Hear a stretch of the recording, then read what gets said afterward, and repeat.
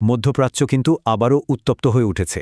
মার্কিন ইসরায়েলি হামলার পর ইরান এখন এক মারাত্মক সংকটের মধ্যে পড়েছে। তো কিভাবে পরিস্থিতিটা এই পর্যায়ে গড়ালো, আর এর শেষটাই বা কোথায়? চলুন এই জটিল বিষয়টা একটু সহজ করে বোঝার চেষ্টা করি। অপারেশন শুরু হওয়ার সাথে সাথেই মার্কিন প্রেসিডেন্টের বার্তাটা ছিল একদম পরিষ্কার, হয় অস্ত্র ফেলে দাও, না হলে নিশ্চিত মৃত্যুর জন্য তৈরি হও। বুঝতেই পারছেন, এটা কোনো আলোচনার প্রস্তাব ছিল না, এটা ছিল একটা সরাসরি চরমপত্র। আর সত্যি বলতে এখান থেকেই পুরো সংঘাতের সুরটা কিন্তু বাধা হয়ে গেছিল। শুধু ভাবুন প্রথম ২৪ ঘন্টার মধ্যে কি ঘটে গেল। প্রথমে মার্কিন ইসরায়েলি হামলা, তারপর সর্বোচ্চ নেতার মৃত্যু, এর জবাবে ইরানের পাল্টা মিসাইল অ্যাটাক, আর সবশেষে বিশ্বের অন্যতম ব্যস্ত নৌপথ হরমুজ প্রণালী বন্ধ করে দেওয়া। মানে পরপর এই ঘটনাগুলোই কিন্তু পুরো অঞ্চলকে একটা বড়সড় যুদ্ধের দিকে ঠেলে দিয়েছে। এখন প্রশ্ন হল, এই অভিযানের আসল লক্ষ্যটা কি? Institute for the study of ওয়ারের ভাষ্যমতে মার্কিন ইসরায়েলি ক্যাম্পেনের ঘোষিত উদ্দেশ্য একটাই, ইসলামিক প্রজাতন্ত্রকে ক্ষমতা থেকে সরানো। মানে এটা কিন্তু কোনো ছোটখাটো ব্যাপার না, এটা সরাসরি ইরানের পুরো শাসন ব্যবস্থাটাকেই পাল্টে দেওয়ার একটা চেষ্টা। যে কোনো সংকটের সময় দেখবেন একজন ব্যক্তি কেন্দ্রে চলে আসেন। ইরানের এই মুহূর্তে সেই ব্যক্তিটি হলেন আলী লারিজানি। কিন্তু কে এই লারিজানি, আর হঠাৎ করেই বা কেন তিনি এখন ইরানের সবকিছু সামলাচ্ছেন? চলুন এই বিষয়টা একটু জেনে নেওয়া যাক। আলী লারিজানের ব্যাকগ্রাউন্ড দেখলে বোঝা যায় তিনি কতটা প্রভাবশালী। তিনি শুধু একজন রাজনীতিবিদ নন, বরং ইরানের সামরিক আর রাজনৈতিক ক্ষমতার একেবারে কেন্দ্রে তার বিচরণ। ভাবুন একবার, আইআরজিসির প্রাক্তন ব্রিগেডিয়ার জেনারেল, তারপর পার্লামেন্টের স্পিকার, আবার সুপ্রিম ন্যাশনাল সিকিউরিটি কাউন্সিলের সচিব। মানে ইরানে প্রায় সবকটা গুরুত্বপূর্ণ পদেই তিনি কাজ করে এসছেন। কিন্তু তার রাজনৈতিক ক্যারিয়ারে একটা অদ্ভুত ব্যাপার আছে। দেখুন, তিনি বছরের পর বছর ধরে ইরানের এই শাসন ব্যবস্থাটা গড়ে তোলার অন্যতম কারিগর ছিলেন। অথচ যখনই তিনি দেশের সর্বোচ্চ পদ, মানে রাষ্ট্রপতি পদের জন্য লড়তে চেয়েছেন, ঠিক সেই সিস্টেমই তাকে বারবার অযোগ্য ঘোষণা করেছে। ব্যাপারটা বেশ অদ্ভুত, তাই না? ক্ষমতার এত কাছে থেকেও যেন তিনি সবসময় একটু দূরেই ছিলেন। আসলে এই সামরিক হামলা শুরু হওয়ার অনেক আগে থেকেই কিন্তু লারিজানিকে পর্দার আড়ালের মূল শক্তি হিসেবে দেখা হচ্ছিল। বিভিন্ন রিপোর্ট অনুযায়ী তিনিই ছিলেন ইরানের ডিফ্যাক্টো বা আসল শাসক। বিশেষ করে বিক্ষোভকারীদের দমনের ব্যাপারে তার যে কঠোর ভূমিকা, সেটার মাস্টারমাইন্ড হিসেবেও তাকেই দেখা হয়। তার মানে এই সংকট শুরুর আগেই কিন্তু ক্ষমতা ধীরে ধীরে তার হাতে চলে আসছিল। মাঠে যেমন যুদ্ধ চলছে, তেমনি টেবিলের ওপরও কিন্তু একটা কথার লড়াই চলছে, মানে ডিপ্লোম্যাটিক ফ্রন্টে। তো এই সংকট থেকে বেরোনোর কোনো রাস্তা কি আদৌ আছে? এ নিয়ে একজন এক রকম কথা বলছে। চলুন দেখা যাক আসলে কি হচ্ছে সেখানে। কূটনৈতিক পর্যায়ে ব্যাপারটা দেখুন, একেবারে দুই মেরুর অবস্থান। একদিকে প্রেসিডেন্ট ট্রাম্প বলছেন ওরা কথা বলতে চায় আর আমি রাজি।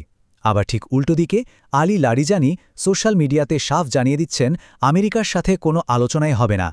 এই যে দুই পক্ষের কথার মধ্যে এত বড় একটা ফারাক, এটাই কিন্তু সংকটটাকে আরও জটিল করে তুলছে। লারিজানি কিন্তু এখানে একটা খুব জোরালো পাল্টা ন্যারেটিভ দাঁড় করানোর চেষ্টা করছেন।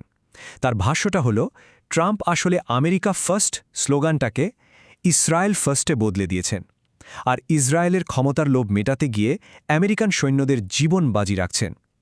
এটা আসলে দেশের ভেতরে এবং আন্তর্জাতিক পর্যায়ে জনমত নিজেদের পক্ষে আনার একটা পরিষ্কার কৌশল।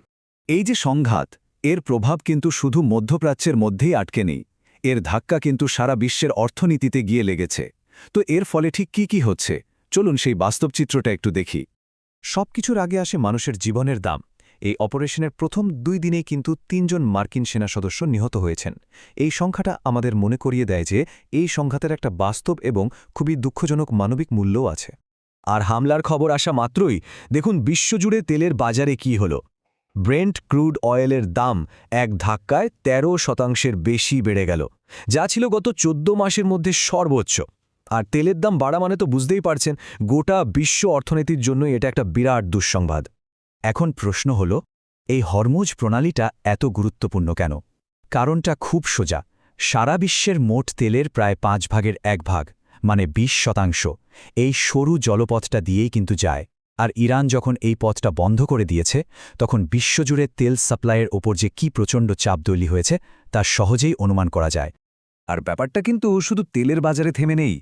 বিশ্বের সবচেয়ে বড় শিপিং কোম্পানিগুলোর একটা মায়ার্স্ক, তারা নিরাপত্তার কারণে হরমুজ প্রণালী আর সুয়েজ ক্যানাল দুটো দিয়েই তাদের সব জাহাজ চলাচল বন্ধ করে দিয়েছে। যখন এমন একটা বড় কোম্পানি এই ধরনের সিদ্ধান্ত নেয়, তখন স্পষ্ট বোঝা যায় যে এই সংকটটা গ্লোবাল ট্রেড আর সাপ্লাই চেইনকে কতটা বুড়িভাবে আঘাত করছে। এত কিছুর পর শেষমেশ একটা বড় প্রশ্ন কিন্তু থেকেই যায়, এই যে অপারেশনটা চলছে এর আসল লং টার্ম স্ট্র্যাটেজিটা কি, আর যে লক্ষ্যটা সামনে রাখা হয়েছে সেটা আদৌ পূরণ হওয়ার সম্ভাবনা কতটুকু। চলুন এবার একটু কৌশলগত দিকটা আর ইতিহাসের কিছু উদাহরণ নিয়ে কথা বলা যাক। আর এটাই কিন্তু এখানকার সবচেয়ে বড় প্রশ্ন, যা সব বিশ্লেষক আর ইতিহাসবিদরা করছেন। ইরানের মতো এত বড় আর জটিল একটা দেশে শুধু এয়ার স্ট্রাইক করে, মানে আকাশ থেকে বোমা ফেলে, কি সত্যি সত্যি একটা সরকার ফেলে দেওয়া সম্ভব? ইতিহাস কিন্তু আমাদের অন্য গল্প শোনায়। ইতিহাসের দিকে তাকালে এই মিশনের সাফল্য নিয়ে অন্তত 3টে বড় প্রশ্ন উঠে আসে। প্রথমটা হলো ইয়েমেনের উদাহরণ। সেখানে $7 বিলিয়ন বেশি খরচ করে বোমা ফেলেও কিন্তু হুথিদের সরানো যায়নি। দ্বিতীয়ত, দেশের ভেতরের অবস্থা। ইন্টেলিজেন্স রিপোর্টগুলো বলছে ইরানে ভেতর থেকে কোনো গণ অভ্যুত্থানের পরিস্থিতি নেই, যেখানে অভিজাত শ্রেণী বা মিলিটারি বিদ্রোহ করবে। আর 3 নম্বর কারণটা হলো, মধ্যপ্রাচ্যের ইতিহাসই বলে যে শুধু এয়ার পাওয়ার ব্যবহার করে রাজনৈতিক উদ্দেশ্য হাসিল করার রেকর্ড খুবই খারাপ, বলতে গেলে প্রায় নেই। আর ইন্টারন্যাশনাল ক্রাইসিস গ্রুপের আলী ভাইজের এই কথাটা আমাদের সবকিছু শেষে একটা গভীর চিন্তার মধ্যে ফেলে দেয়। তিনি বলছেন, ইতিহাস সাক্ষী যে বাইরে থেকে আক্রমণ হলে কোনো দেশের সরকার সাধারণত পড়ে যায় না, বরং আরও বেশি শক্তিশালী আর ঐক্যবদ্ধ হয়ে যায়। তাহলে কি এই হামলাও ঠিক তার উল্টো ফল বয়ে আনবে, অর্থাৎ ইরানকে দুর্বল করার বদলে আরও শক্তিশালী করে তুলবে? এর উত্তর হয়তো একমাত্র সময়ই দিতে পারবে।